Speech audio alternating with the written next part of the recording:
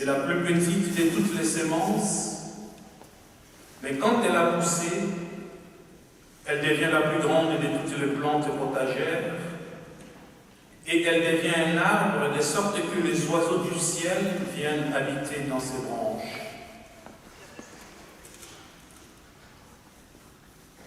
Il en est ainsi de la graine que Dieu sème en nous. La grâce de notre Seigneur Jésus-Christ, l'amour de Dieu le Père et la communion du Saint-Esprit soient avec nous tous ici présents. Bienvenue à chacune, bienvenue à chacun, bienvenue à ceux et celles qui seraient là pour la première fois, bienvenue à ceux qui viennent de la France voisine.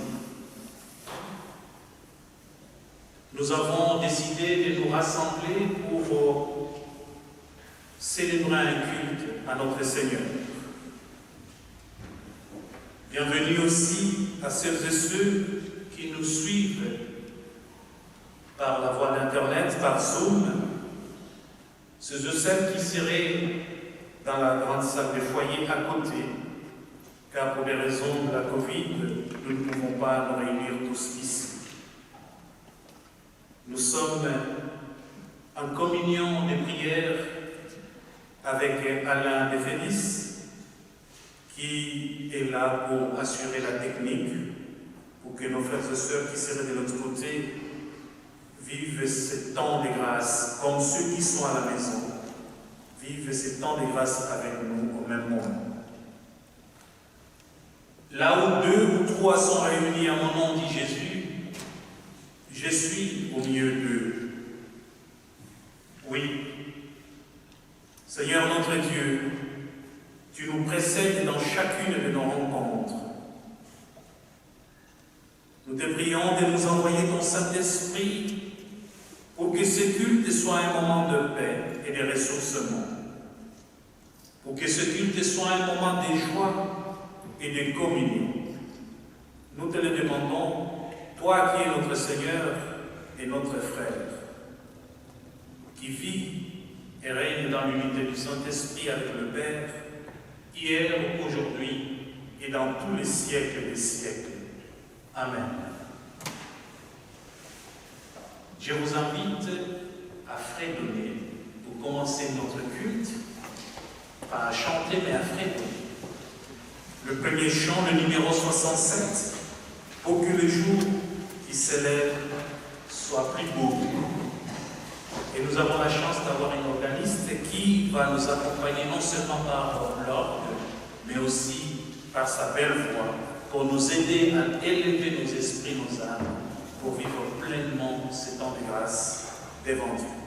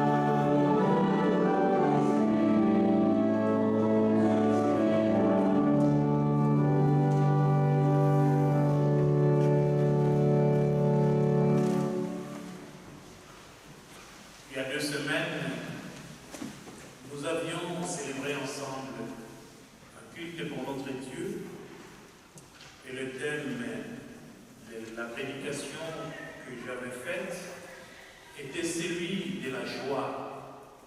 Comment continuer la vie quand on n'a plus de joie? Comment continuer la vie quand il n'y a plus de vie sociale?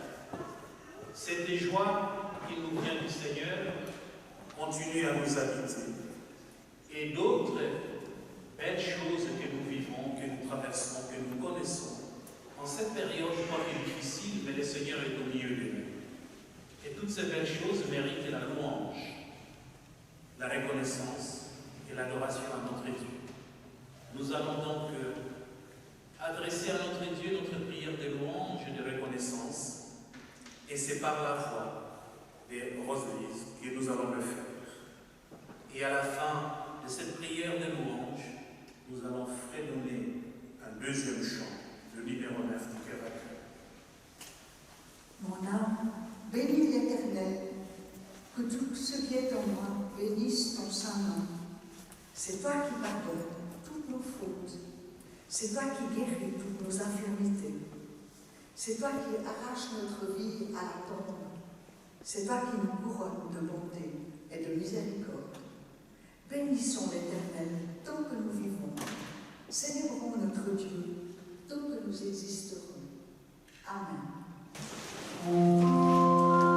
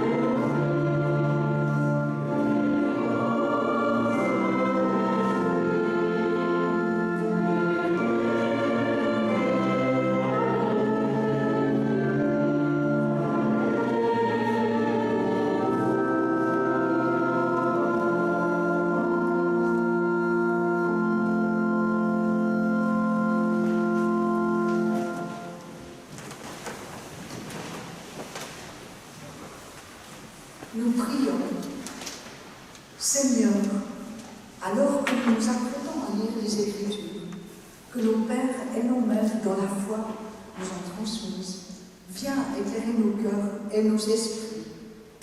Illumine nos âmes, que ce qui est écrit ne reste pas pierre morte, mais parole à vivre et à faire vivre, parole d'amour et de vraie liberté. Amen. Et nous disons dans l'Évangile de Luc, chapitre 8, les versets 4 à 8. Comme une grande foule se rassemblait, et que chacun des villes où les gens venaient vers Jésus, il dit dans une parabole: le semeur sortit pour semer la semence, et comme il semait, il en tomba au bord du chemin. Les passants la piétinèrent, et les oiseaux du ciel mangèrent tout. Il en tomba aussi dans les pierres, elle poussa, et elle sécha, parce qu'elle n'avait pas d'humidité. Il en tomba aussi au milieu des ronces, et les ronces, en poussant avec elle, l'étouffèrent. Il en tomba enfin dans la bonne terre. Elle poussa, et elle donna du fruit au centuple. Disons cela, il éleva la voix. Celui qui a des oreilles pour entendre, qu'il entende.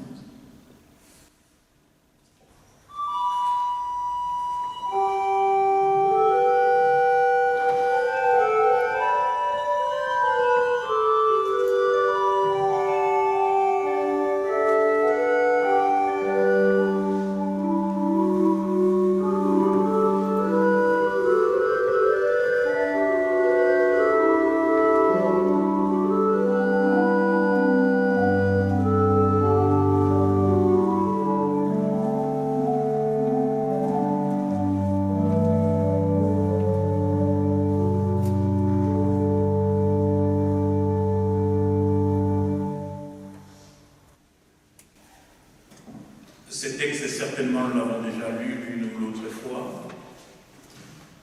Probablement, les temps courts, nous les connaissons par cœur. Et quand j'ai préparé ce culte, je me suis dit, qu'est-ce que je pourrais vous dire ce matin en lien avec ce texte concernant nos vies, notre situation d'aujourd'hui. Et en continuant la lecture dans la Bible, les versets qui suivent, toujours dans le même chapitre, à partir du verset 9, je me suis rendu compte, comme vous probablement quand vous l'avez lu, qu'il y avait déjà une prédication toute faite. C'est celle de Jésus-Christ. Et comme ça vient de lui, qu'est-ce que je pourrais encore ajouter de plus? C'est l'explication qu'il donne à ce texte. Alors, je vous fais lecture de la prédication ou de l'explication que Jésus donne à cette parabole, parce que ses disciples lui posent la question: qu'est-ce que tu veux nous dire à travers ce texte? Voici ce que signifie la parabole. La sémence, c'est la parole de Dieu. Il y a ceux qui sont au bord du chemin. Ceux-là ont entendu, mais le diable survient et il enlève de leur cœur la parole pour les empêcher de croire et d'être sauvés. Il y a ceux qui sont dans les pierres. Lorsqu'ils entendent la parole, ils accueillent la parole avec joie. Mais ils n'ont pas de racines. Ils croient pour un moment, et au moment de l'épreuve, ils abandonnent. Ce qui est tombé dans les ronces, ce sont les gens qui ont entendu, mais qui sont étouffés, chemin faisant par les soucis, la richesse et les plaisirs de la vie, et ne parviennent pas à maturité. Et ce qui est tombé dans la bonne terre, ce sont les gens qui ont entendu la parole dans un cœur bon et généreux, qui la retiennent et portent du fruit par leur persévérance. C'est l'explication que Jésus lui-même donne à cette parabole, très limpide. Je ne sais pas si je peux ajouter quelque chose. En résumé, le semeur, c'est Dieu. Le grain, c'est la parole, c'est sa parole. Les différents terrains représentent ceux qui écoutent et la façon dont le grain va ou non prendre racine, germer et donner du fruit.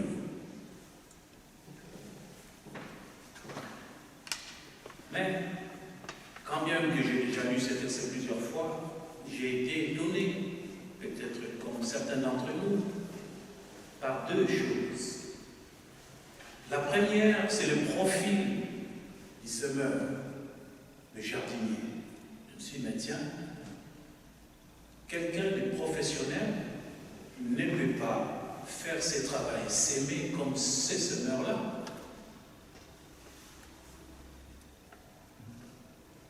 Il jette la sémence des graines partout. Heureusement dans son champ, mais aussi sur le chemin, sur des terrains pierreux ou sur des pierres, dans des ronces. Mais pour moi, c'est du gaspillage. La sémence, on en prend de la partie pour manger. On met des côtés pour pouvoir s'aimer. Et on doit être assez intelligent, un peu du bon sens. On ne peut pas jeter la sémence partout, comme ça. Quel gâchis.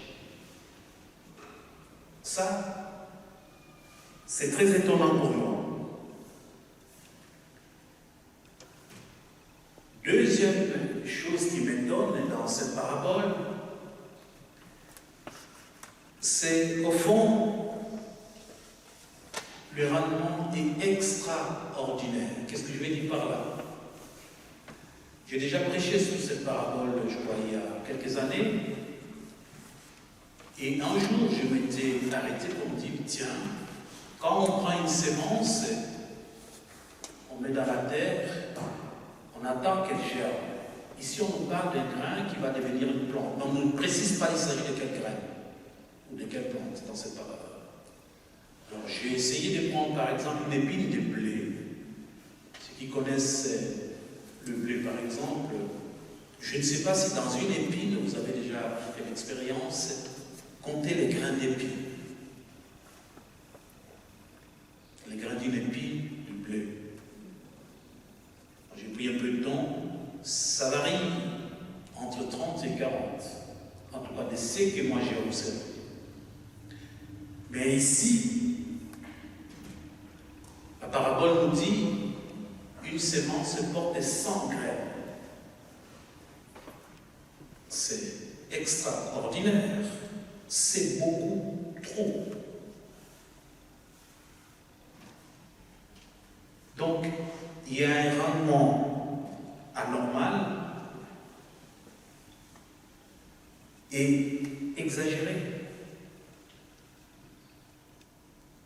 Et ça m'a étonné. Après coup, je me suis dit, mais pourquoi alors Jésus commence cette parabole avec ces détails? Comme pour un bon pédagogue, probablement Jésus a voulu d'abord réveiller l'attention de son auditeur et de son auditoire, de la foule. Il voulait capter leur attention pour leur parler des dieux après. C'est un peu quelquefois, ça m'arrive de le faire délibérément à la fin d'un culte, quand je vois les gens commencent un tout petit peu, je commets des erreurs voulues, soit des phrases, des mots, comme ça réveille un peu l'assemblée. Eh bien, Jésus probablement, je ne vais pas me comparer à lui, a a utilisé cette technique pour capter l'attention de la foule afin de lui parler des dieux. Alors, qu'est-ce qu'il a voulu leur dire au fond? Sa prédication, nous venons de l'entendre, je vais essayer d'y apporter du mien. Le premier message que Jésus a voulu dire à la foule est probablement celui de dire que Dieu a le large geste. Il sème partout, sans compter, sans regarder, sans trier les graines ou la terre. Il sème partout. Il n'est pas un calculateur. Je dois s'aimer là où ça doit porter des fruits. Non. Il sème partout. Aussi bien sur la bonne terre, sur la terre pierreuse, que dans les ronces. Il sème partout. Et pour moi, c'est la bonne nouvelle de ce matin. Car nous ne sommes pas toujours des bonnes terres pour l'évangile. Et il peut nous arriver d'être des ronces, confrontés aux aléas de la vie, confrontés à certaines épreuves de la vie chrétiens que nous sommes, nous qui avons l'habitude d'entendre la parole de Dieu, parfois même de la mettre en pratique. Face à tout cela, parfois il nous arrive de sortir nos épines, de sortir nos ronces, on pique.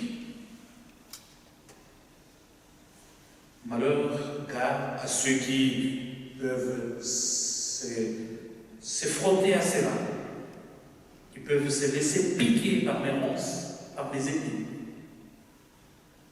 Alors que la parole de Dieu, nous l'entendons jour et nuit, nous la méditons jour et nuit. Et il nous arrive aussi parfois d'être des terres pierreuses, c'est-à-dire nous restons indifférents, fermés aux autres, voire à l'évangile, parce que nous sommes préoccupés par les soucis, nos soucis de tous les jours. Malgré tout cela, Dieu nous annonce sa parole. Quelle que soit la terre que nous sommes tous ici et ailleurs, selon les jours et les moments de notre vie, tout à la fois, bonne terre, bord du chemin, pierre et ronces. Dieu est large avec chacun de nous et il ne calcule pas. Il sème sa parole dans chacune de nos terres, malgré le jour, l'humeur du moment. Il continue à s'aimer en nous. C'est peut-être là le premier message que Jésus a voulu donner à la foule. Le deuxième message, c'est peut-être celui-ci, que Dieu se moque éperdument du rendement et de l'efficacité. Il s'en moque éperdument. Aujourd'hui, nous sommes dans un monde qui est enfermé dans le court terme.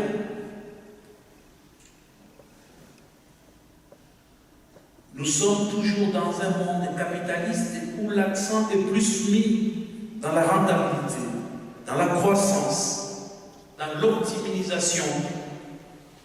Il faut optimiser, et dans tous les secteurs de la vie. Même dans notre métier de pasteur, de diacre, de conseiller de paroisse. Quand on est président de la paroisse, ou président de la paroisse, on attend beaucoup de nous. Quand on est président de la région, président de l'église, modérateur, la rentabilité et l'efficacité. Et pourtant, c'est dans ce monde-là que Dieu nous redit la chose suivante, que la valeur d'une personne ne dépend pas de sa rentabilité. Combien de fois les seniors aujourd'hui souffrent parce qu'ils s'estiment ne plus être rentables, voire ils sont devenus inutiles dans la société. Dieu nous dit que la valeur d'une personne ne dépend pas de sa rentabilité, qu'il y a de la place pour chacun et chacune, que nous soyons justement bonne terre ou ronces, un peu largués au bord du chemin ou fermés comme des pierres. Le reste de la rentabilité, c'est pas sa première préoccupation. Ce message peut aussi nous interpeller aujourd'hui par rapport à notre manière de concevoir l'Église, de la vivre aujourd'hui. Notre vision de paroisse, de la région, de la société humaine tout simplement. Le monde du travail. Nous courons tous après la croissance. Nous voulons plus de salaires, plus de biens. Nous voulons plus de paroissiens. Que le dimanche, que tous les bancs soient pleins, que le jeûne soit là. Bien évidemment, ce serait une grande joie de voir nos paroisses remplies le dimanche. Non seulement ça sera la joie des dieux au ciel et les anges, mais aussi notre joie en tant que famille de nous voir beaucoup plus nombreux. Mais est-ce que la croissance apporte le bonheur? Est-ce que le salut de notre humanité, la santé de notre terre est tributaire de la croissance? J'allais dire aussi, comme un bon berger, Dieu évidemment, se réjouit de nous voir beaucoup plus nombreux, mais il se réjouit aussi de voir cette brebis, la centième brebis qui était perdue, de revenir à la maison. Il s'en réjouit. Mais en même temps, il se réjouit de voir les 99 autres qui sont avec lui en tant que pasteur, en tant que berger. Il se réjouit également là où il y a 2 ou 3 qui sont réunis ensemble. Il est avec eux et il s'en réjouit. C'est pas le nombre, c'est pas la quantité, c'est pas la rentabilité. Pour Dieu, il n'est pas dans la même logique que nous. Peu importe le nombre et le succès, Dieu sème sans se soucier de l'efficacité, de la rentabilité de son geste. Je pense que cette parabole, frères et sœurs, elle est très réconfortante pour nous, malgré tout ce que nous vivons, car tout ce qui, dans nos vies, dans notre monde, semble aller à l'encontre de la croissance spirituelle, il y a au plus profond de chacune d'entre nous, une bonne terre prête à accueillir, à recevoir la semence et à porter du fruit. Voilà ce que Dieu attend de nous. Ce n'est pas juste la quantité. Et cette parabole se termine par une sorte de maxime nous dit: celui qui a des oreilles pour entendre, qu'il entende. Celui qui a des oreilles pour entendre, qu'il entende. C'est comme ça que Jésus termine cette parabole. Mais en disant cela, je ne pense pas qu'il est dit au sens moral. C'est peut-être pour nous dire que notre destinée n'est pas écrite à l'avance. Nous ne sommes pas prédestinés à être des bonnes terres, ou des ronces, ou des pierres, ou à rester au bord du chemin. Et si cette parabole nous incite à être bonne terre, cet encouragement, comme je viens de le dire, n'est pas à prendre au sens moral. Ce n'est pas l'humain parfait, sans défaut, sans péché, qui peut recevoir la parole. C'est pas ça. C'est plutôt qui se place devant Dieu en toute humilité, avec comme une seule prière, parle Seigneur, ton serviteur écoute. La seule exigence devant Dieu, c'est notre disponibilité. La disponibilité de chacun à entendre, à recevoir, à accueillir sa parole. Et alors cette parole peut nous rencontrer. Elle peut s'ancrer profondément en nous et nous relever si nous avons chuté, nous redonner de l'estime si nous nous méprisions, nous apporter la paix là où nous sommes inquiets,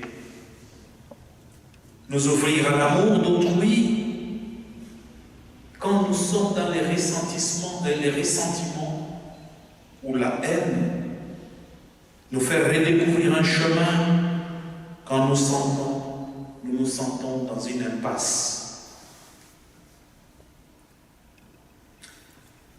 J'aimerais aussi terminer ce petit commentaire qui ne vaut rien par rapport à la prédication de Jésus en me posant la question autrement.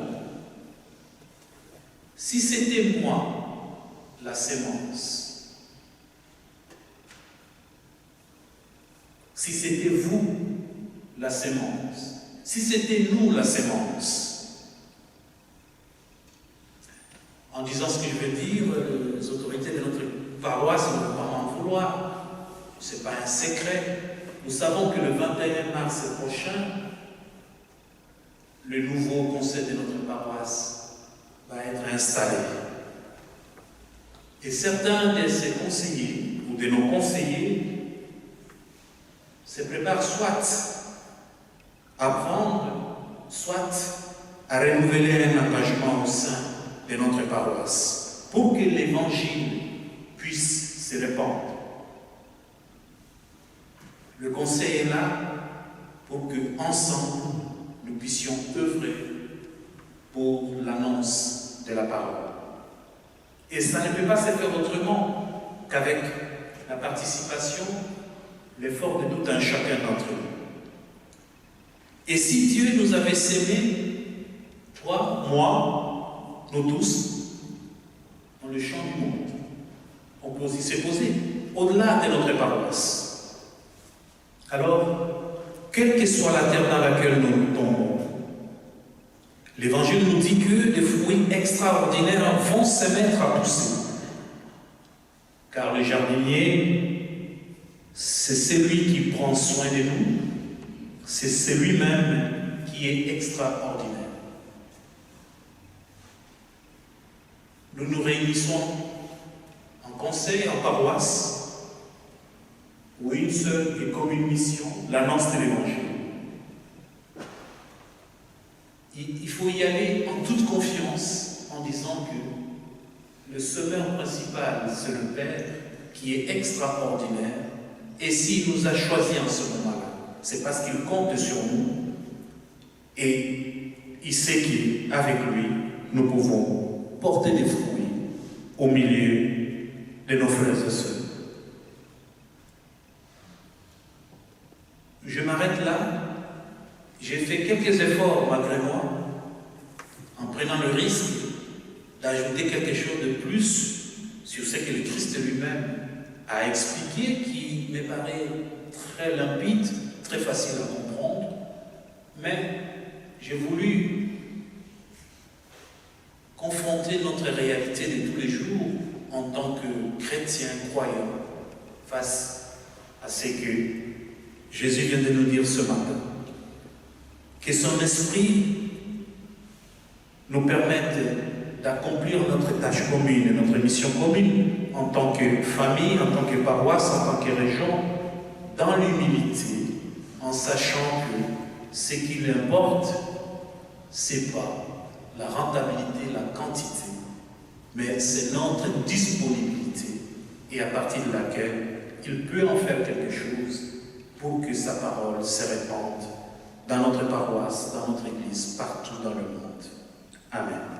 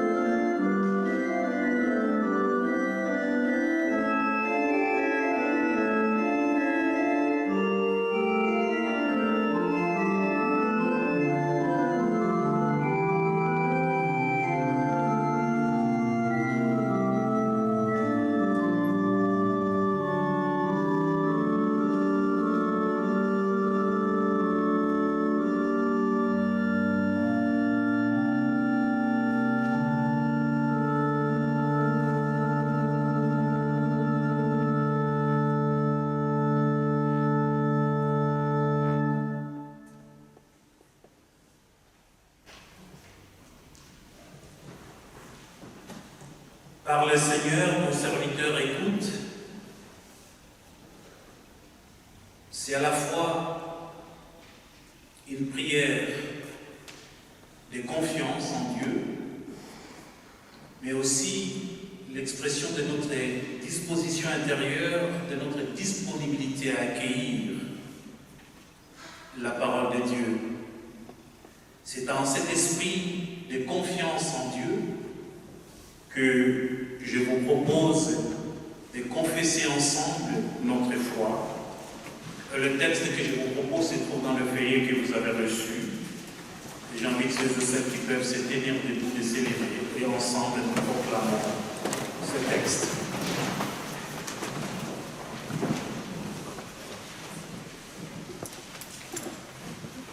Je crois en Dieu le Père, plus humain que les humains. Il juge avec indulgence et gouverne avec ménagement. Je crois en Jésus-Christ, le Fils. Il est la vie des dieux s'aimer en toute terre. Ainsi, en dépit du mal, les fruits de l'amour croissent et mûrissent. Je crois en l'Esprit Saint. Il intervient en notre faveur.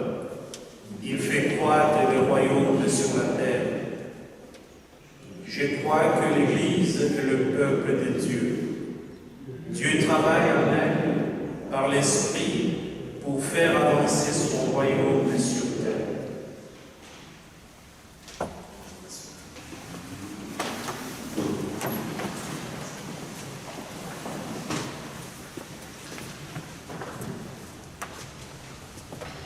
Des fois, nous pouvons être la bonne terre, des pierres, des ronces.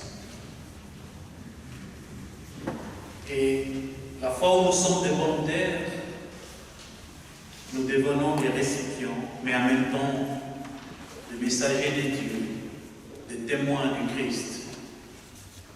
Et nous avons pour mission, en tant que grande famille, non seulement de prier pour nous-mêmes, pour nos familles et les communautés, mais également de prier pour l'humanité tout entière. Nous allons nous unir dans cette prière qui va être lue par Rose-Lise pour présenter à Dieu nos intentions de prière personnelles, communautaires et aussi pour l'humanité. Dans la foi et l'humilité, nous prions.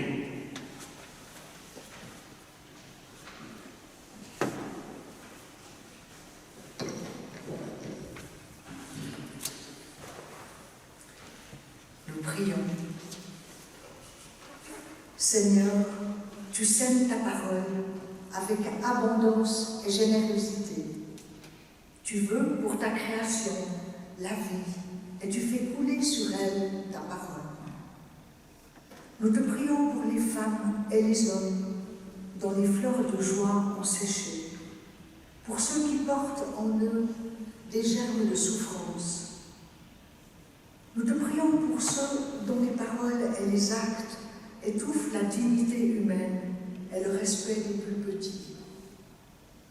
Nous te prions pour les opportunistes et les égoïstes qui picorent à leur profit et laissent derrière eux un champ piétiné et vide.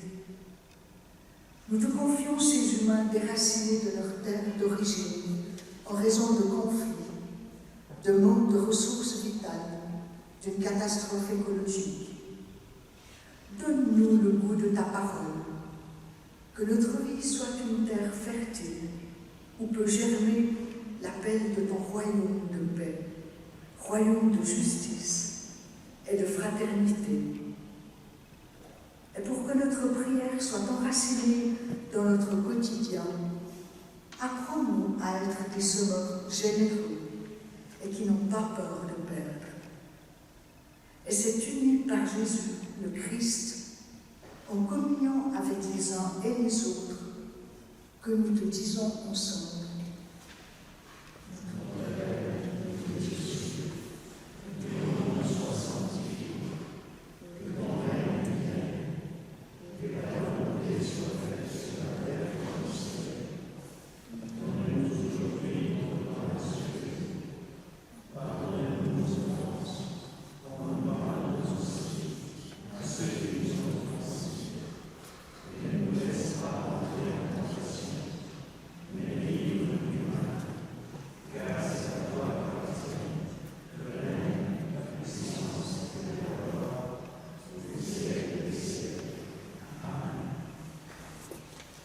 Et nous nous levons pour antiphonner le chant numéro 205 dans le psaume cantique, tous ensemble pour notre Dieu.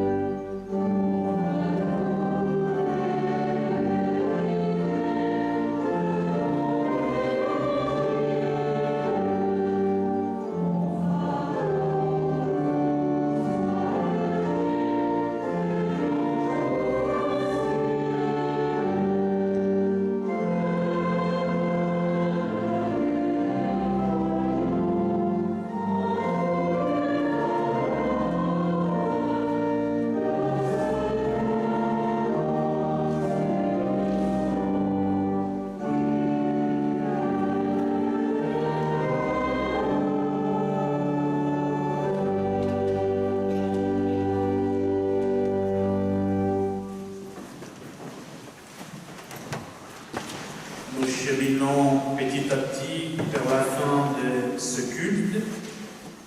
C'est le moment des annonces. Je n'en ai pas beaucoup, voire peu. La seule chose que je peux nous dire, c'est que le Conseil a décidé qu'à partir du mois de mars, que nous puissions renouer avec notre tradition d'alterner le culte à deux lieux, le temple et au centre. Donc cette alternance reviendra à partir du mois de mars. Jusqu'à la fin de ce mois, le culte, nous allons le célébrer ici tous les dimanches. Dans les mêmes conditions que nous connaissons, il n'y a rien de nouveau par rapport à ça. Je ne sais pas si dans l'Assemblée, quelqu'un aurait une annonce à faire. Ce n'est pas le cas. Il me reste à remercier ceux de celles qui ont participé pour préparer ces cultes et que nous puissions les vivre dans les conditions qui sont les nôtres. Nous remercions Anne Chaton et Fabiola qui nous ont accueillis ce matin à notre arrivée ici. Au niveau technique et intendance, nous remercions M. Jean-Paul Dipogo, c'est lui qui a préparé ces lieux. Nos remerciements également à Nicole Rosla, qui a préparé les fleurs que nous voyons là, à leur retour de l'Afrique, où ils ont été prendre plus de vitamine D, notamment. Et nous sommes heureux que vous soyez là. Merci à Alain, Martine de Félix. Merci à Nicole et à Camille qui, sur le plan technique, sont là de manière assidue pour permettre à nos frères et sœurs qui, pour X raisons, ne peuvent pas venir le matin comme d'habitude prier avec nous, leur permettre d'être en communion de prière avec nous, de suivre le culte. Voir ceux qui sont à l'étranger, parce que ces cultes, quand on les suit à partir de l'internet de notre paroisse, les sites de notre paroisse, il n'y a pas que nos paroissiens qui les suivent. Il y en a qui sont très très loin et qui suivent. C'est aussi une manière d'annoncer l'évangile à travers la technologie. J'ose espérer que je n'ai pas oublié personne. Voilà, je remercie Roselise qui a été notre liturge de ce jour. Comme à chaque fois, c'est toujours avec joie et reconnaissance que nous célébrons le culte ensemble. Voilà. Merci Margot. Alors, si tu es d'accord Margot, tu vas encore chanter avec nous, pour nous, le dernier morceau qui est le numéro 441. Merci aussi à vous qui êtes venus. Sinon, j'aurais été seul devant. Merci à votre participation. Bon, on va chanter le numéro 441, psaume et cantique. On va les fredonner, on ne va pas chanter. C'est juste un lapsus. Voilà. Je vous invite à vous.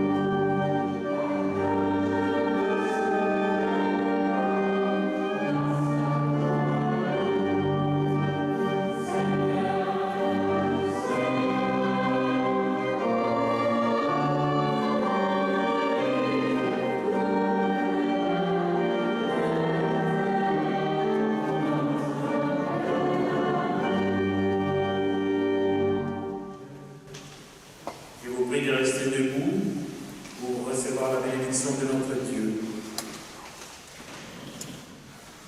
Dieu se moque de la rentabilité et de l'efficacité. De la même manière, il se réjouit quand nos églises sont pleines, nos paroisses sont pleines. De la même manière, il est content de retrouver la brebis éperdue. Et aussi, il est content d'avoir les 99 autres qui sont là. De la même manière, il est content là où 2 ou 3 sont réunis ensemble. Que le Seigneur nous bénisse et nous garde. Qu'il fasse de nous, qu'il fasse de nos terres endurcies les terreaux en attente, où lèvera le grain de sa tendresse, où s'enracinera sa parole, où pourront éclore les fleurs de sa grâce. Allez dans la paix, l'amour et l'espérance pour ensemencer le monde. Soyez bénis par le Père, le Fils et le Saint-Esprit. Amen.